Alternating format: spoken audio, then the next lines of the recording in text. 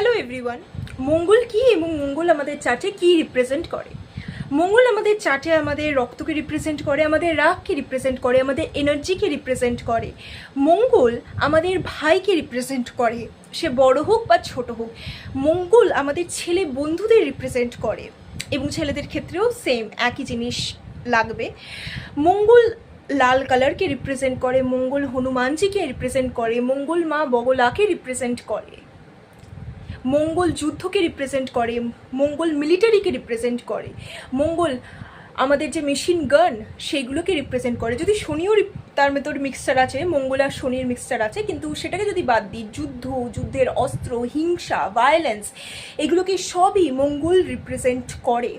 আর্মিতে কমান্ডারকে মঙ্গল রিপ্রেজেন্ট করে, মঙ্গল সেনাবাহিনী, এবং মঙ্গলই আমাদের সিমেনকে শুক্র রিপ্রেজেন্ট করে, কিন্তু সেই সিমেনের ড্রপস দিয়ে যখন রক্ত তৈরি হয় সেই রক্তই মঙ্গল।